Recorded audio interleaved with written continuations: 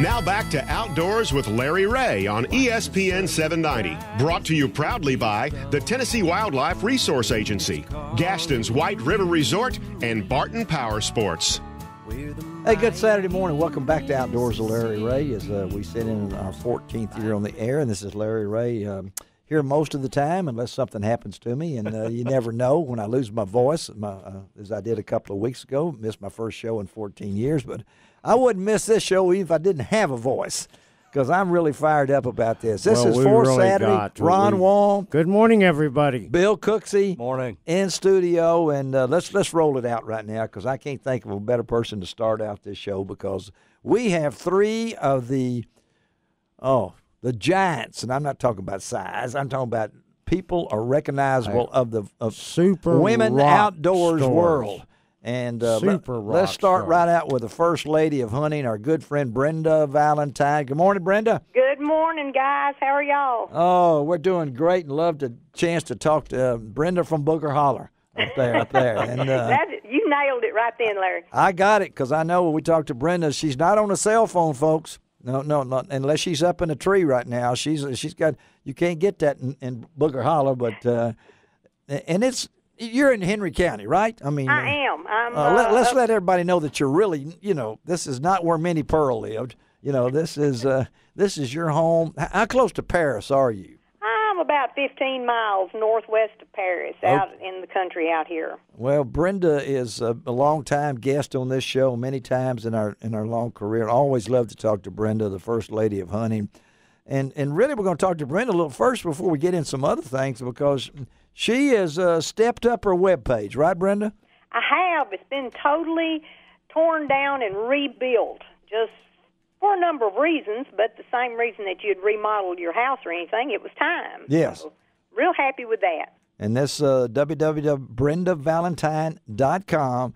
Now, let's look back at this, Brenda, and think in your wildest dreams that someday you would be updating your website.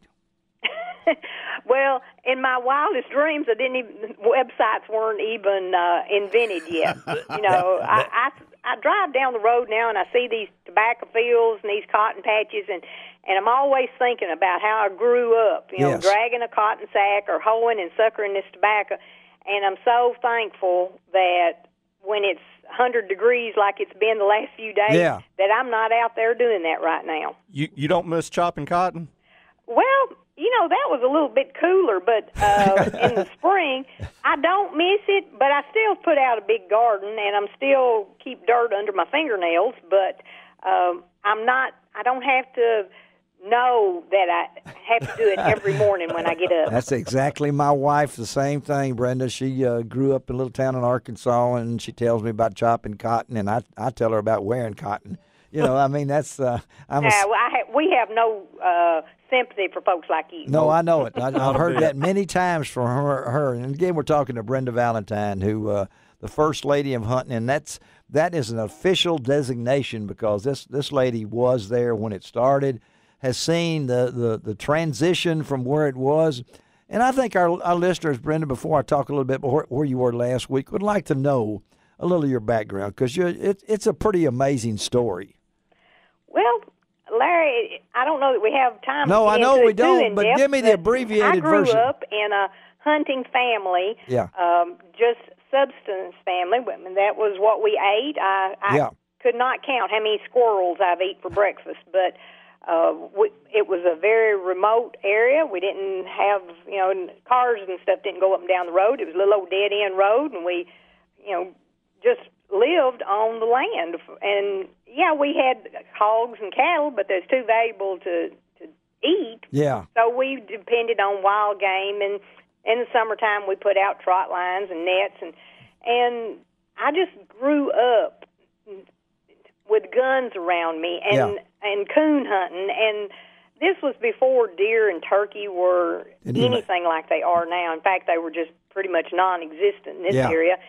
So, when you're the oldest kid and you're expected to make every little .22 bullet bring home, something's got to fall out of a tree when you shoot. That's right. You learn to respect, I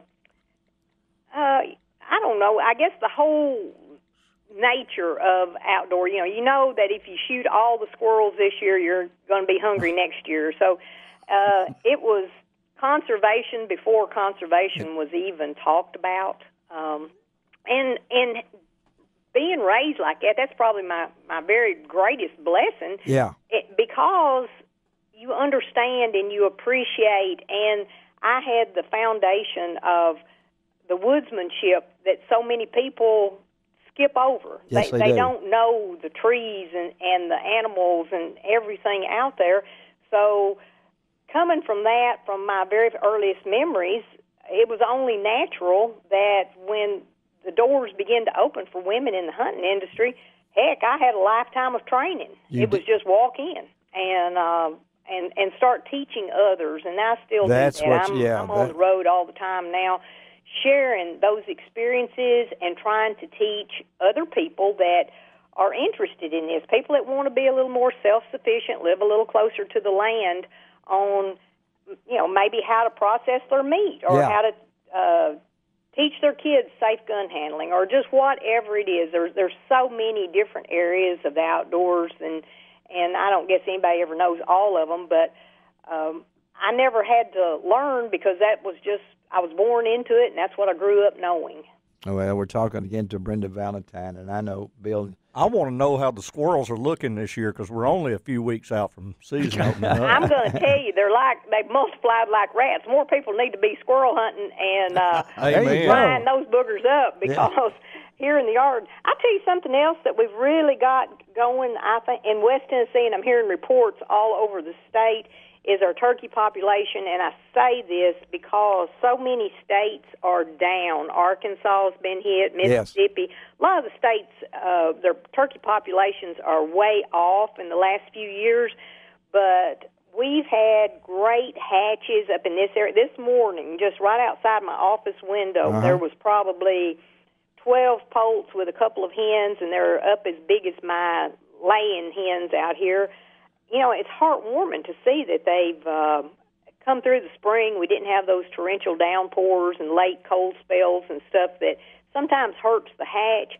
But I'm hearing these reports all over the state about what a good, healthy turkey population that we are enjoying this year. So let's all, be tickled that we're not among those states that have a declining population. Well, I think it's pretty amazing when you look back on what our state management have done. And I know, Brenda, let me ask you a little bit about last weekend. You had a chance to go to Sparta, Illinois, and you can brag a little bit if you want to about your grandson. Can I really just get up here and do the grandma thing? You sure can. Okay. Yeah. Well, last week, all week long, the Scholastic Clay Target Shooting Program, the national championships, and it's held in Sparta, Illinois at the World Shooting Center. And schools from all over the country. I don't remember exactly how many states were represented. I saw license plates from Wyoming and Arizona and New Jersey, everywhere. But there was some 2,500 youth shooters there that had qualified to attend this, and at the end of the week, there was over 1 million clay targets thrown. Yeah. But Tennessee actually represented 25% of all the kids there. We have such an amazing, strong Scholastic Clay program in the state of Tennessee. Well, narrow that down a little bit more, and Henry County, Tennessee, has always had a strong presence. And last year, it's a 3 little boy team that won the national championship in skeet for the junior varsity. And this is, one of them is my grandson and 2 of his buddies that have been shooting together since 4th grade. 4th grade. They took the junior varsity, which was kids 14 and under. Well, this year they had to go up and shoot against kids up to 18 years old. The big guys, okay. And on the last day, they came in, and they are now the reigning national champions in Scholastic Skeet. Wow. So now, and what's his name? His name is Caleb Orr, and he averaged, for the 2-day average, he shot a 98 out of 100. And so I'm quite proud of him. He's 15 now, and he and his 2 friends, which they've gone to school together and shot together, and they're all just little farm boys. Yeah. But they're 15 now, and they're shooting against 18-year-olds. But, you know, we're really tickled. We have a excellent gun range here, the Holly Fork shooting range, and some very dedicated parents and very dedicated coaches that volunteer all their time and work with these kids. And I also have a granddaughter. She's 12, and her big thing is sporting clays. And she shoots with one of my old Browning cut-down shotguns that that I had years and years ago, my old duck gun. And she's been using it the last 2 years. And she shot her overall high this year, which was an 87. And, you know, I thought that was pretty good 12 years old. 12-year-old girl that is involved in everything else. You know, she's... What's her name? Her name is Sarah Kate Orr.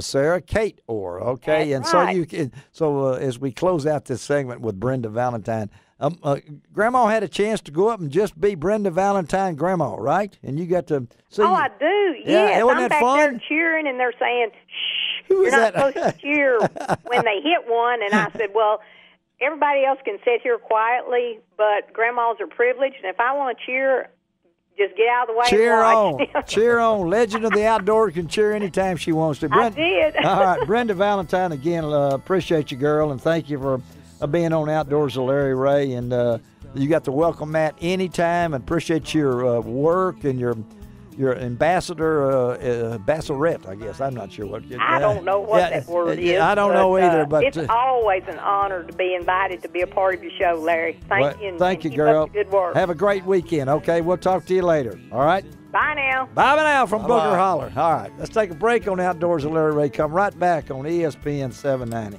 You can find